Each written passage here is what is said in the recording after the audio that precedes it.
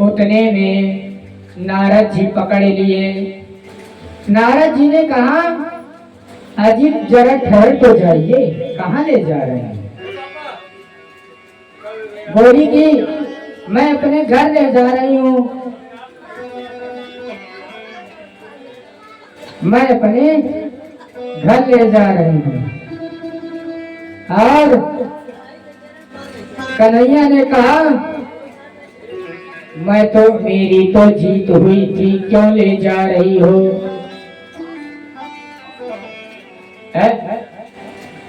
मेरी तो जीत हो गई थी और तुम लेकर जा रही हो?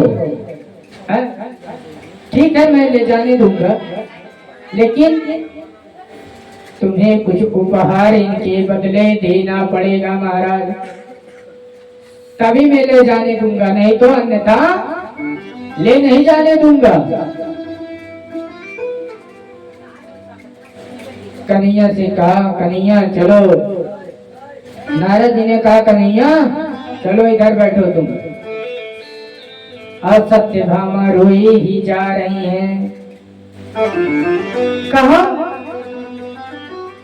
मेरे स्वामी को तुम रोक लोगे? अरे नारद, तुमको क्या चाहिए? बताओ तुमको क्या चाहिए? धन दौलत है? हीरा मोती जवाहरात, क्या चाहिए? जो चाहिए महाराज तो बता दो, मैं सब देने के लिए तैयार हूं, लेकिन मेरे स्वामी को तुम छोड़ दो, मेरे स्वामी को तुम छोड़ दो। लेकिन नारद बाबा ने कहा, मैं नहीं छोड़ूंगा। सत्यभामा ने कहा, तुमको क्या चाहिए? बताओ, जो चाहिए बता दो, मैं दे दूंगी, लेकिन इनको छोड़ना पड़ेगा।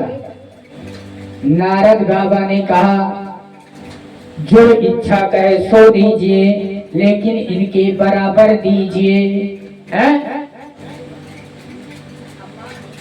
सत्यभामा ने इतना घमंड था, सत्यभामा ने कहा, ठीक है, मैं देने के लिए तैयार हूं, लेकिन तुम इनको मैं हीरा जवाहरात से तौल दूंगी।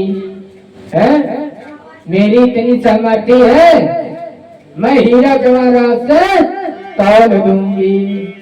अब भगवान हमारे हंसते ही जा रहे हैं और इधर रुक्मणी महारानी हंस रही है महाराज।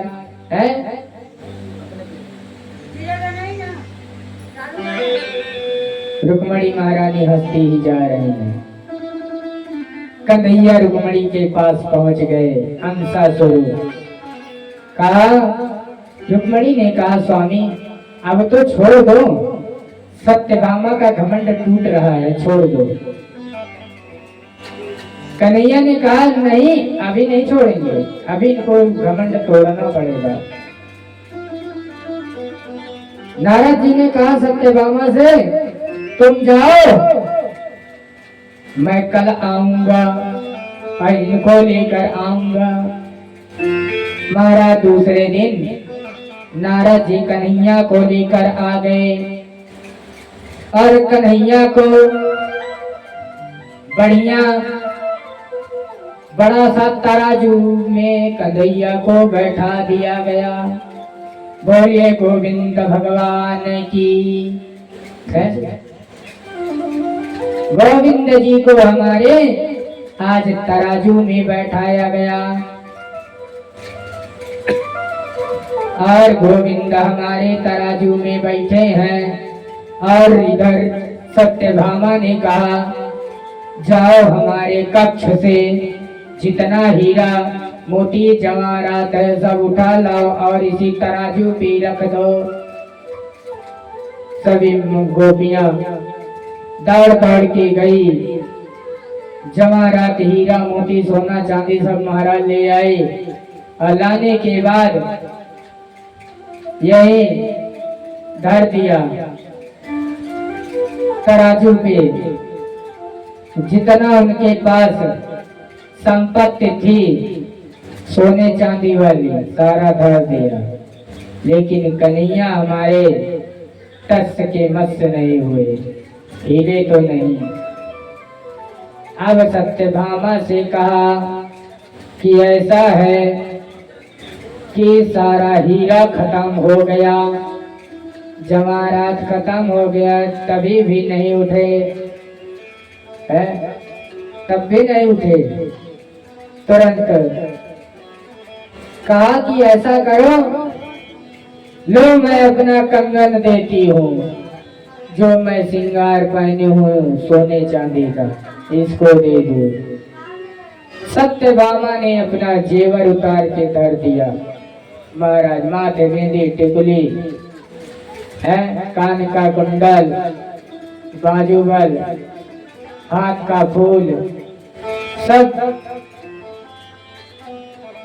उठा करके निकाल करके सब दे दिया।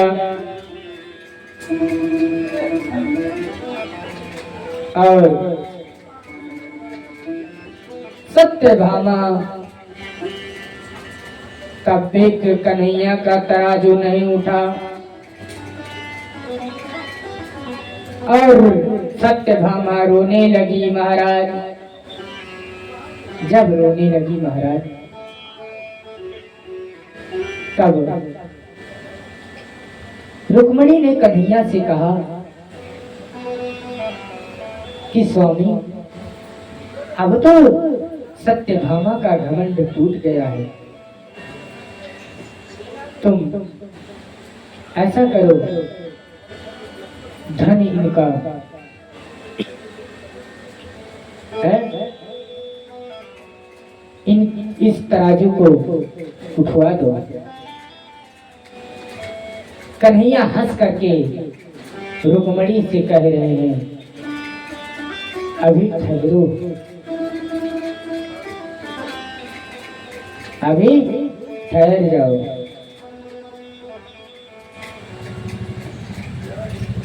और खूब रोने चिल्लाने लगी। सत्यभामा तुरंत चिल्लाने लगी। रुक्मणी ने कहा कि कन्हैया तो मगन होंगे तो सिर्फ मगन होंगे तुलसी से है। तुरंत सत्यभामा से कहा, एक तुलसी का पत्ता, ये जो अंगूठी पहनी हो, पहले तो इस अंगूठी को निकालो। सत्यभामा ने कहा, वो रुक्मणी ने कहा सत्यभामा से, जो ये अंगूठी पहनी हो इसको निकालो, और निकालने के बाद मुझे दो। महाराज एक तुलसी का पत्ता पड़ा था, उसी पत्ते को उठा करके उसी अंगूठी में लपेट दिया। लपेटने के बाद सत्यभामा जी को संतुष्ट कर दिया कि तुम रुको, अभी कन्हैया उठ जाएंगे। महाराज जैसे स्वर्ण मुद्रिका, सोने की अंगूठी उस पे पल्लव तराजू पे रखा गया, महाराज तुरंत गोविंद भगवान का पल्ला उठ गया और इधर पल्ला भारी हो गया। बोले गोविंद भगवान की जय। इसीलिए महाराज आज से लेकर के हर प्रति समय तक जहाँ जहाँ भागवत होती है, कन्हैया की कथा होती है, तो प्रयास करना चाहिए है, प्रयास करना चाहिए। कन्हैया कथा वक्ता को अंगूठी जरूर पहना देना चाहिए, या विवाह होता है तो दुल्हा सरकार को पहनाना चाहिए। इससे सतबुद्धि विनोदेन है, सतबुद्धि विनोदेन धन धान्य सुतान्वितः। महाराज सरकार व्यास जी को अगर आप पहनाते हैं मुद्रिका तो कभी घर में धन की कमी नहीं होगी, है? ना यश की कमी होगी, ना वैभव की कमी होगी। घर में जो भूत बाधाएं पड़ी हैं वो भी सारी दूर हो जाएंगी। श्रीमद् भागवताख्यम प्रतीक्षा कृष्ण एव हि स्वीकृतोऽसि मया नाथ मुक्तार्थम भवसागरः। अगर अपने माता पिता और पितरों को संतुष्ट करना है महाराज, भागवत से बड़ा कोई ग्रंथ नहीं है। और पिंडा चाहे बार बार महाराज पारो, जिस प्रकार धुंधकारी का उद्धार नहीं हुआ पिंडा से, तो वैसे आपका भी उद्धार नहीं होगा। उद्धार करना है अपने पितरों का तो भागवत ही एक छोटा सा ग्रंथ है। 18 पुराण में सबसे बड़ा भागवत पुराण है महाराज। इसी का पाठ करवा दो, पिंडे की जरूरत नहीं पड़ेगी महाराज। श्रद्धा है तो गया जाओ, जगन्नाथपुरी जाओ अपने आत्मा के संतुष्ट के लिए, है? भागवत में अष्टम स्कंद में लिखा है, आप खोल करके 17वां श्लोक देख लीजिए महाराज, स्वयं पता चल जाएगा, है?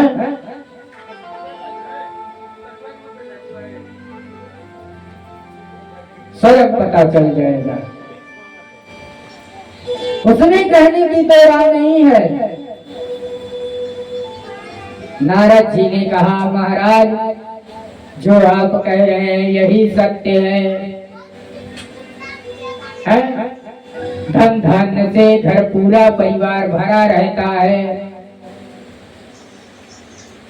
जिस स्त्री को संतान की प्राप्ति ना होती हो, यदि वो भी इस कथा को श्रवण करके यही उपाय कर ले, भागवत में गारंटी है उसको संतान अवश्य होगा, उसमें दो राय नहीं है। ये भागवत कहता है,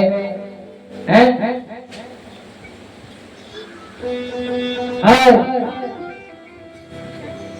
विवाह इत्यादि करना है उसमें रुकावट आती है तो सिर्फ यही उपाय कीजिए, बाकी कोई उपाय मत करो, है? सब होगा, कहीं कुछ लगेगा नहीं। नौकरी चाकरी में विघ्न आता है महाराज तो तुरंत समझ लेना चाहिए कि हमारे पितृ रुष्ट हैं, पितृ हमारे संतुष्ट नहीं है, तभी हमारे ऊपर आपदाएं आ रही हैं, नौकरी हमारी छूट जा रही है? आर्थिक समस्या आती है। और प्रसन्न वदनम ध्यायेत सर्व विघ्नोपशान्तये।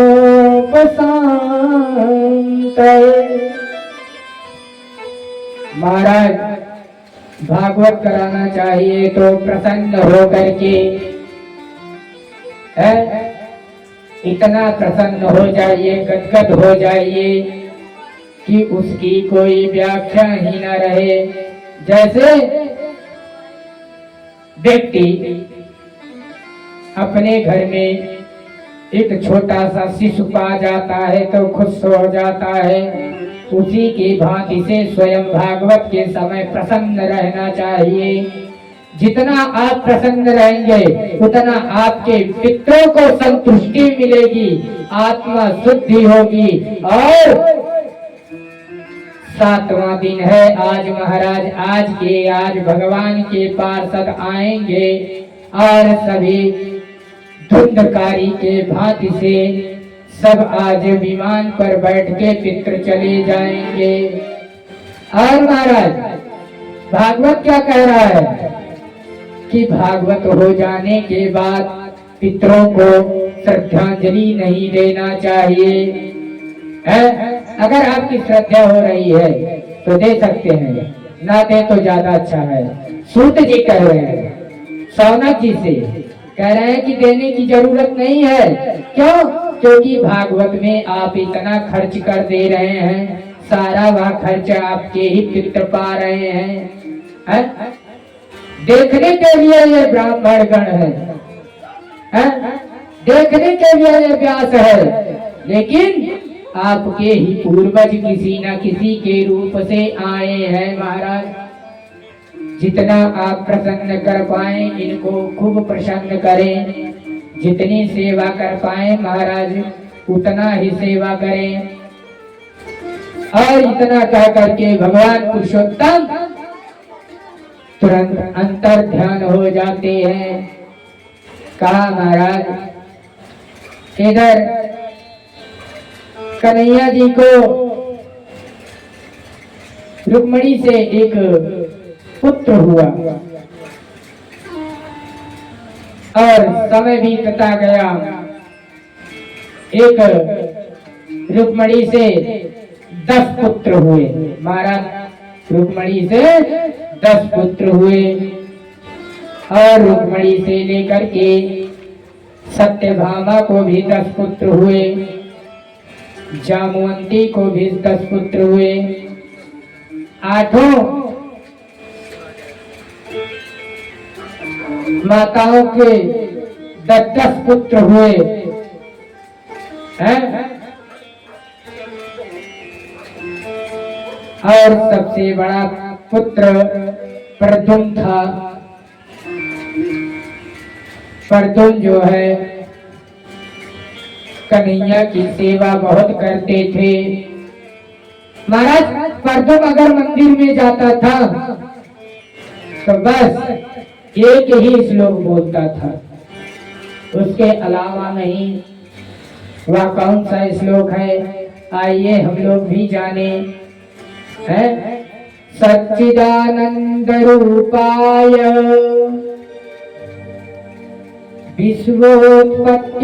विश्वोत्पत्त्यादि हेतवे तापत्रय विनाशाय श्री कृष्णाय वयं नुमः। तापत्रय विनाशाय, चाहे दैहिक हो चाहे भौतिक हो, कोई भी सारे तापों को हमारा कन्हैया नष्ट कर देता है महाराज। है सत्यचित और आनंद को सच्चिदानंद कहते हैं। भागवत महाराज कौन लिखा था? है इतना बड़ा भागवत ग्रंथ कौन लिखा था जानते हैं? कौन लिखा था? व्यास जी ने तो बोला था कथा। जी हाँ, व्यास जी ने भागवत बोला था, लिखा था गणेश जी ने। किस चीज से लिखा था? हाँ सही है, मोर के पंख से। गणेश जी ने मोर के पंख से ये श्रीमद् भागवत लिखा था। महाराज श्री कौन है जानते हैं? श्री हरि नहीं, श्री। जी हाँ, श्री माने लक्ष्मी होती है। भागवत का अर्थ समझते हैं? भा माने नहीं, अभी नहीं बताएंगे क्योंकि हम लगातार 3 दिन बताएंगे। और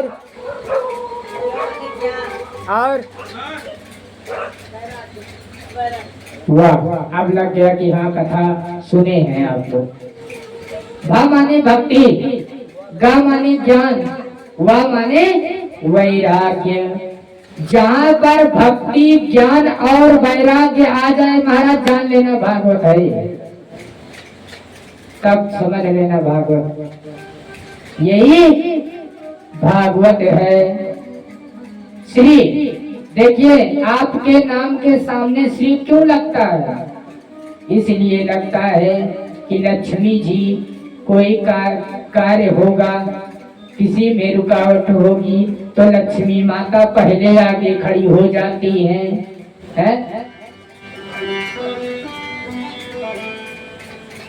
जैसे अभिषेक विवाह के बाद श्री लग गया तो क्या बोला जाएगा? श्री अभिषेक। तो श्री कौन है? लक्ष्मी जी, और अभिषेक तो अभिषेक ही है। इसीलिए भागवत से ही गणेश जी, श्री व्यास जी ने जैसे श्री बोला तो गणेश जी ने कहा कि व्यास जी से, महाराज ये बताओ श्री की कौन सी जरूरत है? क्या मतलब है श्री का लिखना? लेकिन व्यास जी ने कहा श्री लिखोगे तो लक्ष्मी जी एकदम प्रसन्न रहेंगी, जो काम रुका रहेगा चकाचक बनाती रहेंगी, है? तो इससे बढ़िया है पहले श्री लिख दो। तो श्री आ गया। लक्ष्मी जी तब से लेकर के अब तक कोई भी पुराण आप उठाएंगे तो सब पुराणों में पहला पुराण यही एक है, श्रीमद् भागवत है। भागवत से बड़ा कोई ग्रंथ नहीं और भागवत से बड़ा कोई यज्ञ नहीं। ये यज्ञों में यज्ञ महायज्ञ है। बोले यज्ञ देव महाराज की। ये यज्ञों में यज्ञ महायज्ञ है। इधर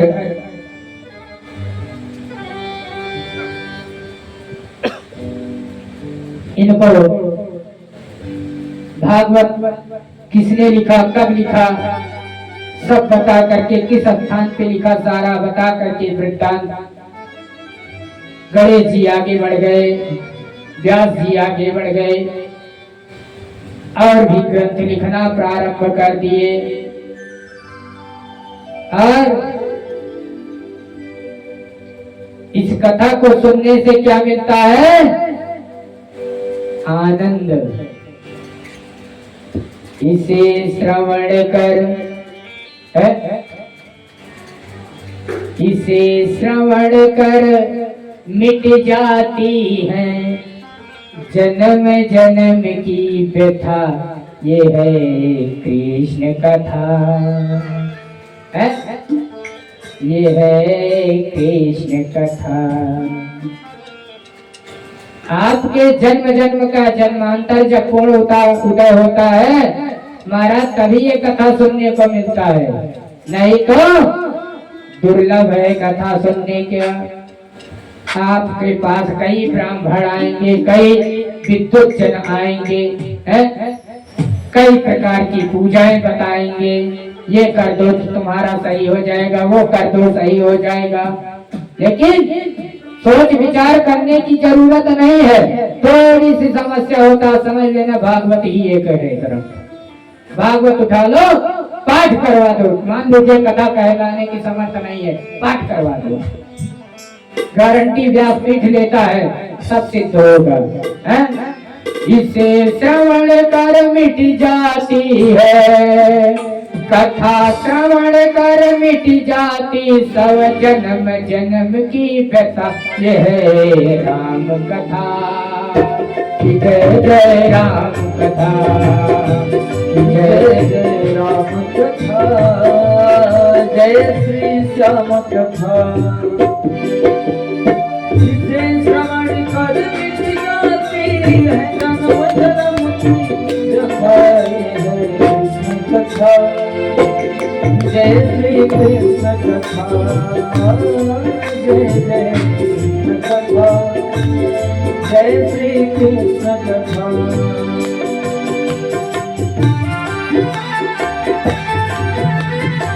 दोनों हाथ से तालियां बजाते जाएं, याद हो तो गाते जाएं।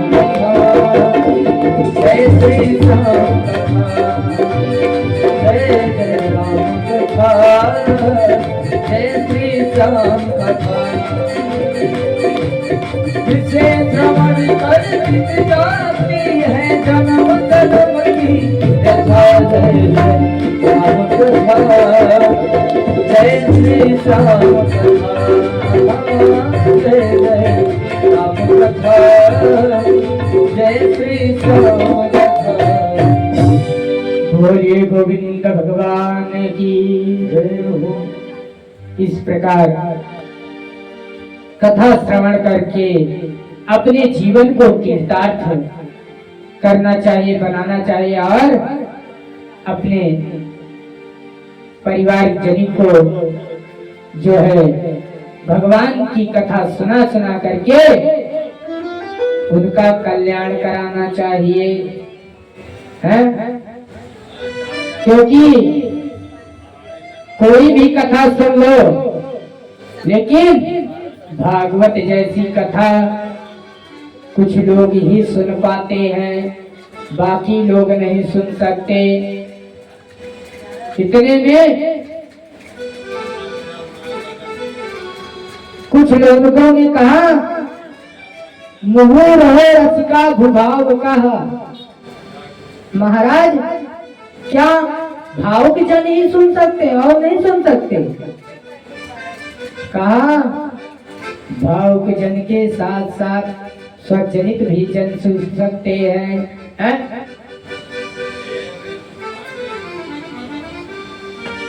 ना छिकला है महाराज, ना गुठली है, ढकाढक पीते जाओ। ये ज्ञान की गंगा प्रवाहित हो रही है? इधर जो है भगवान कुंती बुआ के पुत्र जानते हैं कौन था? शिशुपाल। कौन था? शिशुपाल।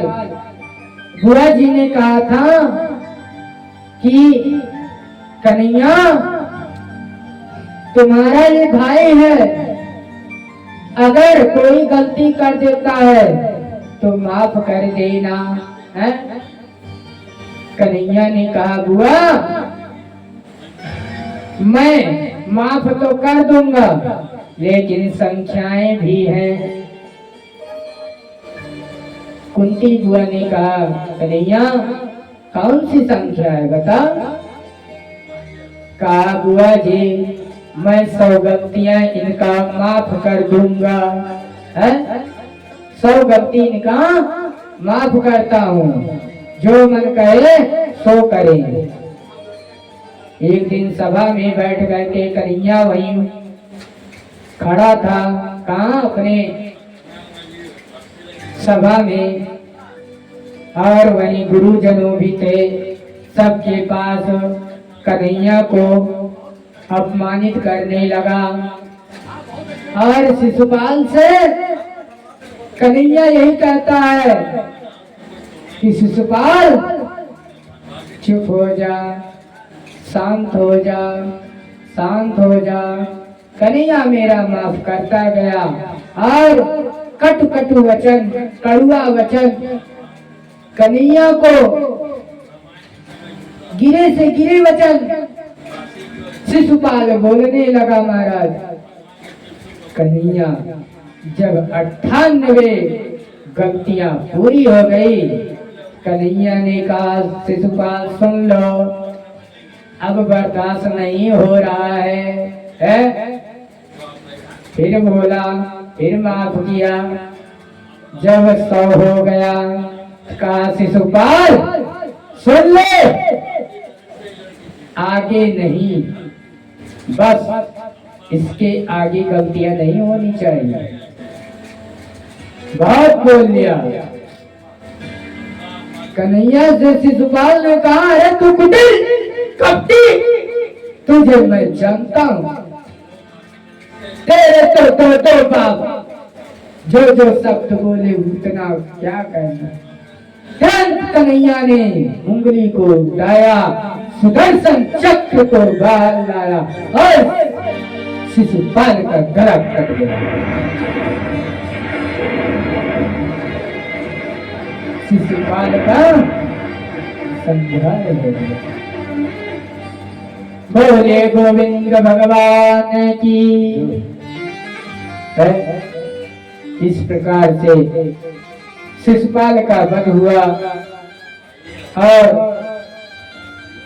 सज्जनों ने कहा कि शिशुपाल तूने तो अत्याचार मचा दिया था, मैंने तो बुआ को जीवन दान तेरा दिया था। कहा था बुआ से कि 100 गलतियां इसकी मैं माफ कर दूंगा, लेकिन ये गलती पर गलती करता गया महाराज, गलती पे गलती। कुंती बुआ आई, रोने लगी, चिल्लाने लगी, कन्हैया तूने ये क्या कर दिया? कन्हैया ने कहा बुआ मैंने तो कुछ नहीं किया, मैंने तो कुछ किया ही नहीं। मैंने आपसे बुआ बताया था कि शिशुपाल मेरा भाई है, इसकी 100 गलतियां मैं माफ कर दूंगा, लेकिन शिशुपाल जो नहीं 100 बार कटु वचन बोलता गया। और मैं कितना बर्दाश्त करूं, मैं कितना बर्दाश्त करूं, मैं सुनता ही गया। आज मुझे भी दुख है कि मेरे भाई का मैं वध कर डालूं, लेकिन बुआ इनको खुला दरबार मिलेगा, ये मेरे भी पास रहेंगे। कुंती बुआ ने कहा कन्हैया मैं तेरे से वचन यही लेती हूँ कि सुख में सुमिरन सब करे, है? सुख में सुमिरन सब करे, दुख में करे न कोई। अब जो दुख में सुमिरन करे तो काहे दुख हो, जो सुख में सुमिरन करे है तो काहे दुख हो। महाराज दुख आ जाता है तो कोई नहीं दिखाई देता, बस भगवान ही एक है? भगवान के पास जाते हैं, बढ़िया बढ़िया मिठाई लेकर जाएंगे, डिब्बा देखोगे तो जैसे लगेगा, लगता है इसमें हाई फाई मिठाई होगा, डिब्बा से निकालेंगे, लो कन्हैया खा लो, बाकी डिब्बा हजम। अरे महाराज कन्हैया को देना है तो पूरा पकड़ाओ ना। पूर्णमदः पूर्णमिदं पूर्णात् पूर्णमुच्यते पूर्णस्य पूर्णमादाय पूर्णमेवावशिष्यते।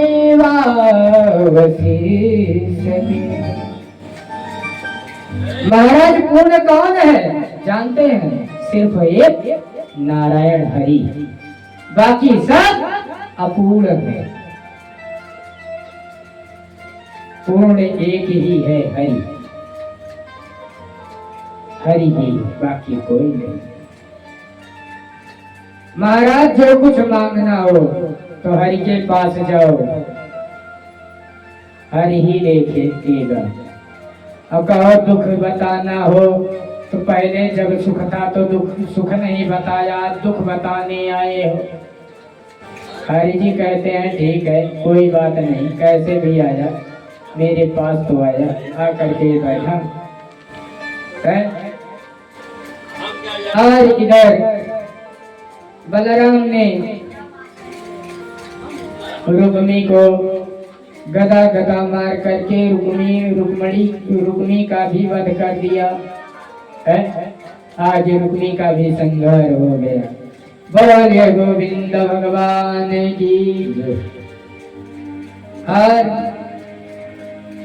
रुक्मी का संहार करके कन्हैया आगे बढ़ गया। इधर सुशीला जो है सुदामा जी से कहती है कि स्वामी आप तो श्री कृष्ण के प्रिय मित्र हो, परम मित्र हो, है? और गोकुल में तुम दोनों तो साथ में पढ़े थे, शिक्षा दीक्षा साथ में हुआ था, है? और अब तो तुम तो गृहस्थ हो गए हो, कन्हैया भी गृहस्थ हो गया है। श्री दामा ने कहा कि हाँ मैं गृहस्थ हो गया। कुछ दिन बीता, सुशीला के भी संतान हुई और सूतक पड़ गया।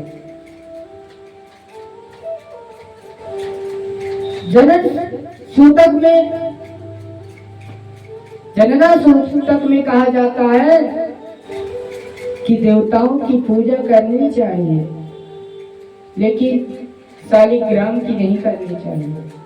और मनन सूतक कहता है पद्म पुराण से कि किसी देवता को स्पर्श भी नहीं करना चाहिए और ना तो पूजा ही करनी चाहिए। सूतक महाराज दो प्रकार का होता है, एक जल सूतक होता है, मरण सूतक होता है।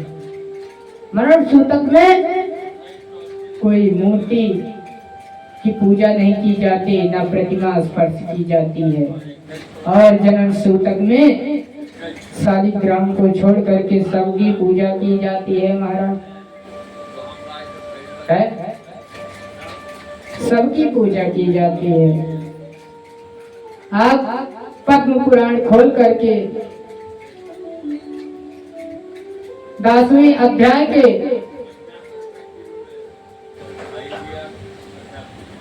16वां श्लोक देख लीजिए, पृष्ठ नंबर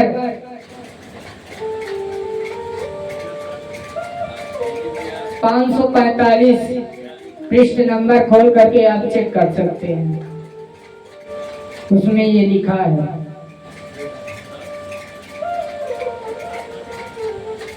और महाराज सुदामा को लोग दरिद्र बोलते हैं, लेकिन हमने पूरी भागवत खोज डाला, सुदामा कहीं दरिद्र नाम हमने नहीं सुना। पूरी भागवत पढ़ डाला, लोग दरिद्र दरिद्र कहते हैं उनको, भिक्षुक हैं ये जानता हूं। किस लिए? क्योंकि ब्राह्मणों का भला करने के लिए। सुदामा जी भिक्षुक थे, लेकिन दरिद्र नहीं थे हमारे सुदामा।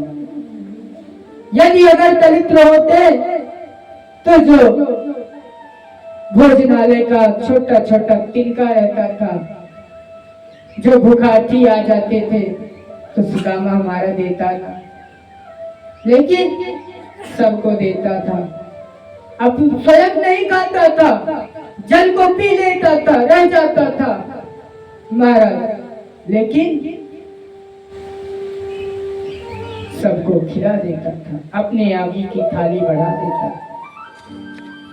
तभी भी हमारे सुदामा को दरिद्र बोला जाता है। हमारे समझ में नहीं आता। अभी मैं करथुनी की कथा में, करथुनी सुल्तानपुर की कथा में, वहां एक लोगों ने का प्रश्न किया, महाराज क्या सुदामा दलिद्र है? हमने उस प्रश्न को सुना।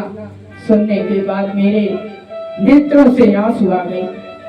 हैं? मेरे भगवान को कोई दलिद्र बना रहा है, हैं?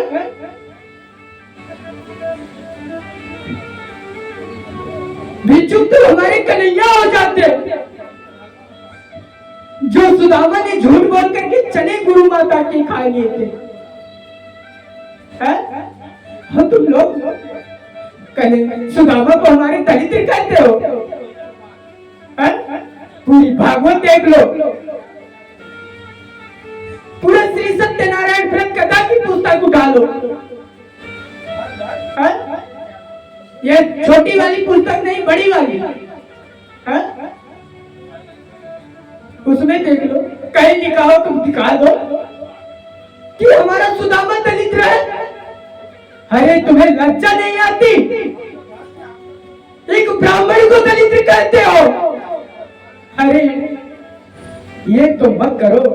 ब्राह्मण के जीवन से, ब्राह्मण के वजह से ये पृथ्वी चल रही है, तुम्हारा जीवन चल रहा है। तुम्हारा जो खा रहे हो, पहन रहे हो, ये सब ब्राह्मणों की देन है। लेकिन तुम कहते हो ब्राह्मण दरिद्र है, सुदामा को दलिद्र बना रहे हो। शर्म नहीं आती?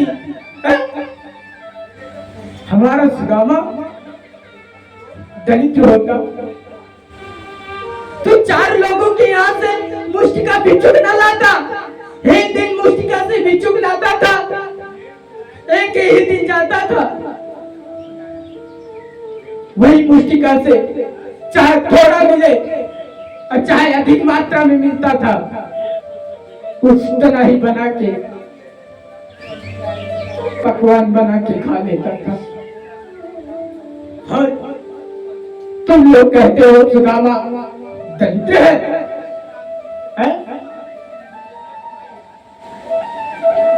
जब तुम सुदामा को दरिद्र बना देते हो महाराज, तो तुम्हारे पितृ रुष्ट हो जाते हैं।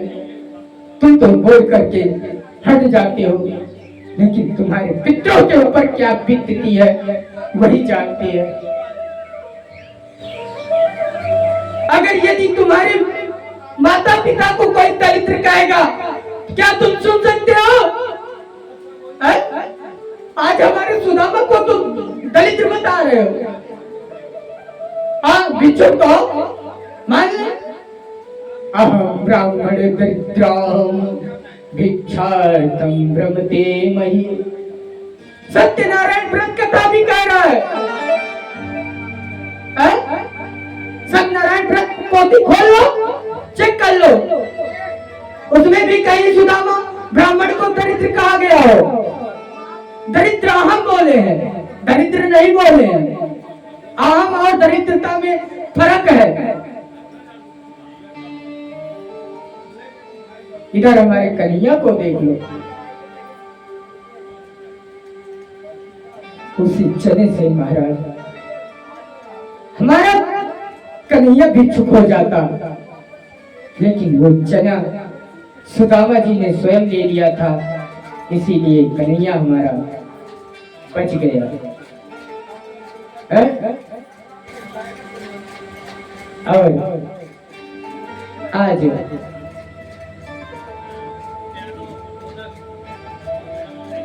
कन्हैया जी ने अपना अंसा स्वरूप धारण किया।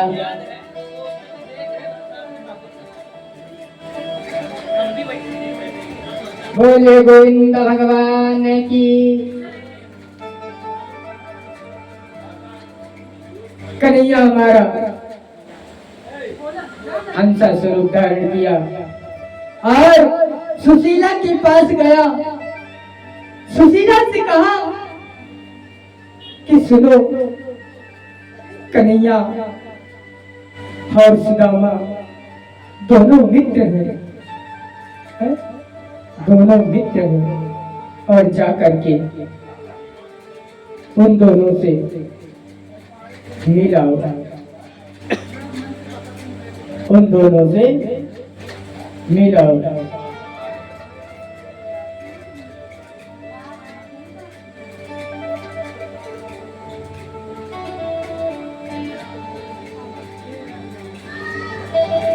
कब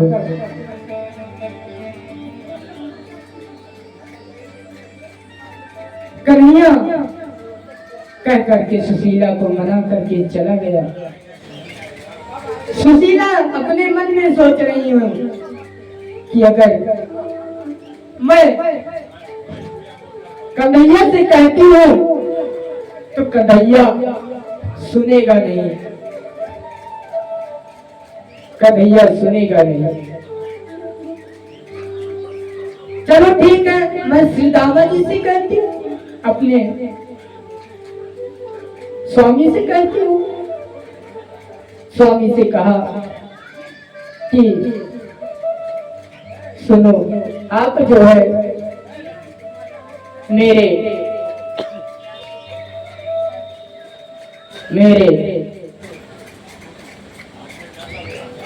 मैं एक विनती करना चाहती हूँ। तुम क्या तुम्हारे मित्र द्वारिकाधीश हैं? इतना सुना श्री दामा जी तुरंत पुलकित हो गए और कहा कि तुम्हारे मित्र श्री दामा है। पुलकित होने के बाद कहा, हाँ सुशीला, हाँ मेरे मित्र है वो, और मैं अपने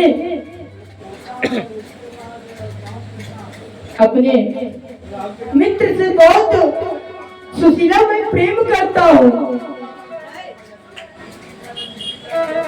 सुशीला, मैं अपने मित्र से बहुत प्रेम करता हूँ।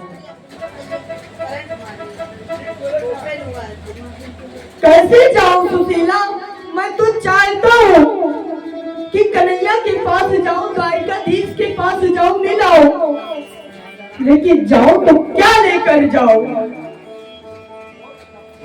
कन्हैया क्या लेकर जाऊं? कन्हैया ने कहा कि ठीक है, अपनी माया को मैं प्रबल करता हूं। इधर सुदामा श्री दामा तैयार हो गया कन्हैया द्वारिकाधीश से मिलने के लिए। आइए हम आप दिव्य एक भजन श्रवण करने के बाद आगे की कथा में